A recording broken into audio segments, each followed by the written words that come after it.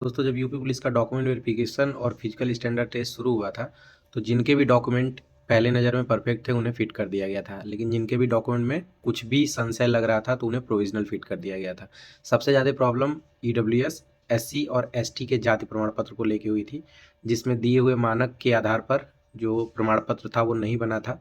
तो ऐसे कुछ लोगों को प्रोविजनल फिट में डाल दिया गया था, कुछ जगह कुछ सेंटरों पे फिट कर दिया गया था। बाद में उस चीज़ को लेके बहुत बवाल हुआ, तो उसके बाद सभी बच्चे एप्लीकेशन के माध्यम से भर्ती बोर्ड को इसकी सूचना दी है कि भैया मेरी गलती इसमें नहीं है। जब तहसीलदार साहब ने बनाया है तो इसको कैसे गलत माना जाएगा। शुरू में तो कुछ भी नहीं हुआ, लेकिन वही है ना कि जिस ओर जवानी चलती है उस ओर जमाना चलता है।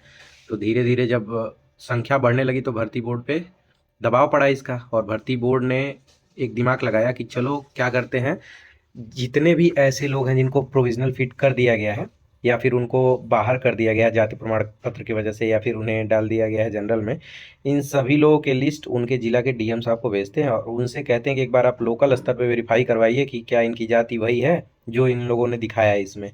तो बहुत आसान प्रक्रिया था, उन्होंने भेज दिया वो लिस्ट उनके गांव के उनके क्षेत्र के तहसीलदार को। तहसीलदार साहब जो लोकल स्तर पे अधिकारी होते हैं, जैसे लेखपाल हो गए, कानूनगो हो गए, उनके माध्यम से घर घर भेज के सबका वेरिफिकेशन करवा लिए। तो आपको पता है पहले चरण में 3 तारीख को एडमिट कार्ड जारी हुआ था दौड़ के लिए, उसके बाद दोबारा 10 तारीख को जारी हुआ। लेकिन अब पता है ना, थोड़ी लेट प्रक्रिया स्टार्ट हुई तो सबका सत्यापन कंप्लीट होके भर्ती बोर्ड तक नहीं पहुंच पाया था। तो इसलिए ये हुआ कि जो बचे हुए बच्चे हैं जिनका हो गया था, उनको तो 10 तारीख को एडमिट कार्ड जारी करके उनका रनिंग के लिए एडमिट कार्ड जारी कर दिया गया और उनको अलग अलग दिनों में बुला लिया गया। लेकिन लगभग 215 कैंडिडेट बच रहे थे जिनका सत्यापन नहीं हो पाया था, या फिर हो गया था तो भर्ती बोर्ड तक नहीं पहुंच पाया था। भर्ती बोर्ड ने इससे जुड़ी एक नोटिस भी जारी किया था जिसमें बताया था कि 17 तारीख को एडमिट कार्ड जारी कर दिया जाएगा, लेकिन 17 भी बीत गया। अब बच्चे परेशान, भर्ती बोर्ड को फ़ोन करें तो भर्ती बोर्ड ने यही कहा कि भैया सबका आ जाने दो सत्यापन लिस्ट, उसके बाद हम लोग एक ही बार जारी कर देंगे। तो आज ही भर्ती बोर्ड में फ़ोन से बात भी हुई थी, तो मैं सोचा चलो आप लोग को जानकारी दूंगा। तब तक शाम में एक नोटिस, और नोटिस के साथ साथ एडमिट कार्ड का लिंक भी जारी कर दिया गया। तो ये जो नोटिस आप देख रहे हो ये वही नोटिस है, किसको कहाँ कहाँ बुलाया गया है इस नोटिस में टोटल जानकारी दी गई है। तो अगर आप उन 215 कैंडिडेट में शामिल हो तो ये नोटिस समझ लो आपके लिए ही है।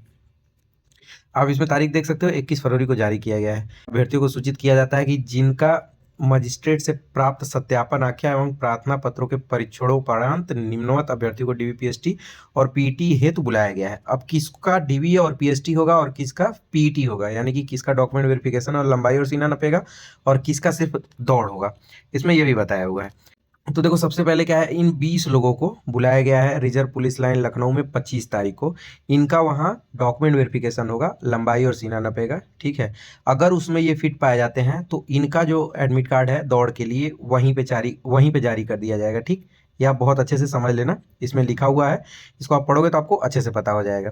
बाकी जो 195 लोग हैं, 195 लोगों का एडमिट कार्ड सीधे जारी कर दिया गया है, उनको पहुंचना है वहाँ सेंटर पे 27 तारीख को।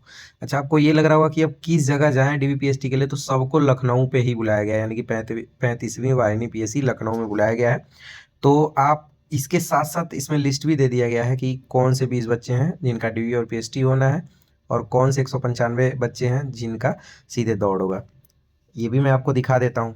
मैं ये बता दिया है कि दिनांक 21 को एडमिट कार्ड जारी होगा, दिनांक 21 आज ही है, ये भी आपको पता है, ठीक है। बाकी इसमें जो 25 तारीख को डीवी और पीएसटी में अर्ह अभ्यर्थियों को पीटी हेतु प्रवेश पत्र तत्समय डीवी पीएसटी केंद्र पर जारी किए जाएंगे। इसका मतलब आप लोग समझ गए होंगे कि जो 20 कैंडिडेट हैं वहाँ जब पास हो जाएंगे तो वहीं जारी कर दिया जाएगा। अच्छा, इसमें ना बहुत अलग अलग टाइप के कैंडिडेट हैं, जैसे कुछ प्रोविजनल फिट हैं, किसी को ये कहा गया था कि तुम्हारा जाति प्रमाण पत्र सही नहीं है या दिए हुए फॉर्मेट पे नहीं है। तो ऐसे बहुत सारे कैंडिडेट हैं, सबका सबको एक साथ शामिल करके एक लिस्ट बना दिया गया है।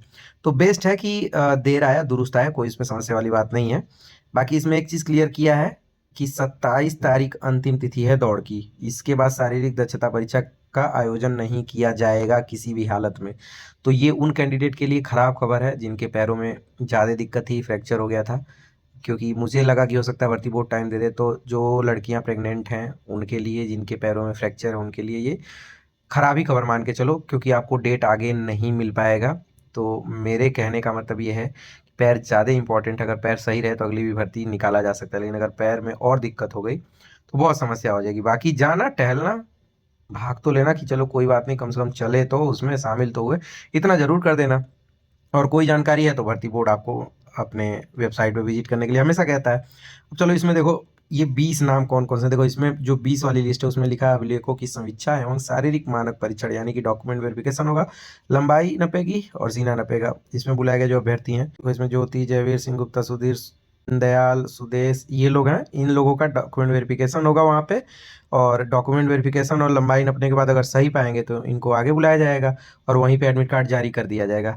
बाकी ये जो 195 लोगों की लिस्ट आपको दिख रही है, इस 195 लोगों का सीधे दौड़ होगा, वो भी वहीं पे होगा, यानी कि जो 35वीं वाहिनी पीएससी लखनऊ है वहीं पे होगा। ठीक है, आप 195 लोगों का नाम इसमें देख सकते हो। तो आप लोग अपना एडमिट कार्ड डाउनलोड कर लेना और दिए हुए समय पे दिए हुए सेंटर पे पहुंच जाना। बाकी कोई समस्या वाली बात नहीं है। कुछ और होगा तो आप अंकुर अपडेट्स यूट्यूब चैनल पे विजिट करते रहना, वीडियो देखते रहना, हर चीज़ की जानकारी आपको मिलती ही रहती है। अंकुर अपडेट्स नाम से मेरा इंस्टाग्राम आईडी, उसको फॉलो करके वहाँ पे मैसेज कर सकते हो, आपको जवाब मिल जाएगा। बाकी कुछ और जानना हो तो आप वीडियो के डिस्क्रिप्शन बॉक्स में टेलीग्राम का लिंक है, उसमें जुड़ जाना, वहाँ पूछ लेना।